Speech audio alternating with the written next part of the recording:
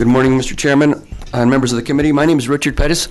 I am President and CEO of the San Antonio Chamber of Commerce, and I'm here today representing the San Antonio Chamber of Commerce as well as the Metro 8, which are the large chambers of commerce throughout the state of Texas, to include Dallas, Houston, Fort Worth, Austin, El Paso, Corpus Christi, and Arlington, as well as ourselves.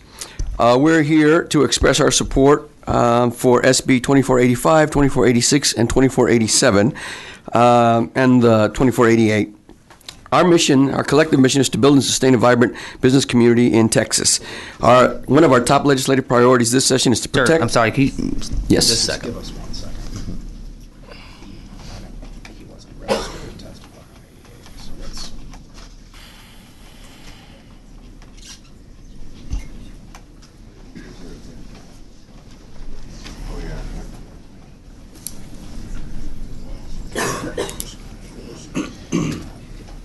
He's not registered on 2488, so let's keep his remarks coming out.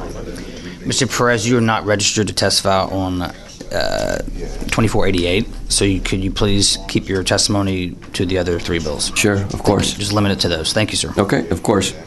Our Chamber's collective, one of our top legislative priorities is to protect the rights of private employers by ensuring the Texas legislature passes legislation to preempt local paid sick leave ordinances, such as the one adopted by the City of San Antonio last August.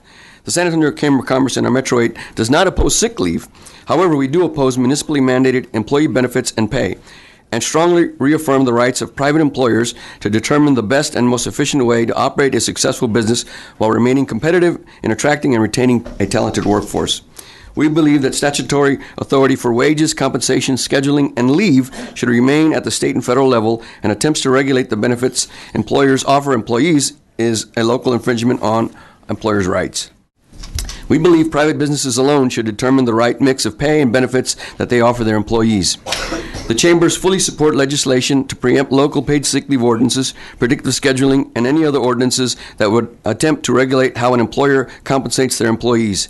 However, not at the peril of non-discrimination ordinances. We support policies that promote diversity and inclusion.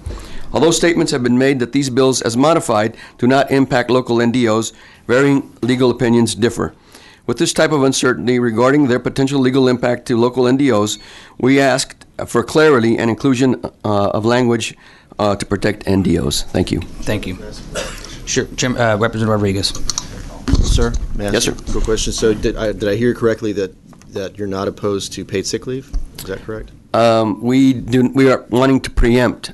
We want you all to preempt local paid sick leave ordinances that local... You're against local paid sick leave? We're not against sick leave. We're against cities telling businesses that they must provide sick leave to their employees. You know, I come from a small business. My father started a landscaping business in 1969. To this day, my daddy still works. He's 78 years old, and we do not have sick leave. If he's sick, he doesn't go to work. He doesn't get paid, just like any other employee. And so that's the way we feel. If the state of Texas had a paid sick leave law that passed, you'd be opposed to that as well? I think right now employers should provide their own policies based on their ability to provide a mix of benefits and pay that is appropriate for each employer. You're opposed to state government or local government mandating any kind of paid sick leave? Certainly opposed to local government. State government and federal government, I think, is where those decisions should be made. Okay. So that it's a blanket for everybody and not, a patchwork. Understand. Thanks. Sure. Thank Chairman you. Hunter. So you stated all our chambers. I haven't heard from mine. So are you here telling me you're talking on behalf of the Corpus Christi United Chamber? Yes, sir, I am. So they told you to come here and say this? Yes, sir. That you're for these four bills without the language that Richard Raymond said? No. You said you were for the bill. We pulled the third one out. I did say I was, but I didn't sign up for the third one. All four. My point is you're for the bills, but you'll agree to the change. Yes, sir. All right, I just want to make sure. To protect the NDO parts of cities that exist right now. And you're telling me that my chamber told you to come here to say that? That's what I'm saying, yes, sir. All right, we'll verify that. All right. Representative Rodriguez. I'm sorry, last question. Yes, so sir. my understanding is that the Austin Chamber has not officially endorsed or support any of these bills. So are you testifying on behalf of the Austin Chamber? Austin Chamber, yes, is a part of our Metro 8 coalition, yes, sir. Well, we'll confirm that for sure. Thank you. Yes, sir. Chairman Raymond. Councilman, not to dissect your comments too much, but just to be clear, you said just a minute ago, in response to Chairman Hunter, that you support language protecting the cities that already have NDO ordinances. That's right.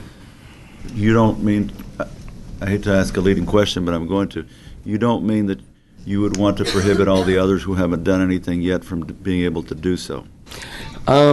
I don't think that's where we want to go. I think what exists right now, at minimum, we want to protect. But I would like to clarify, because you're representing a lot of chambers Yes, here. sir.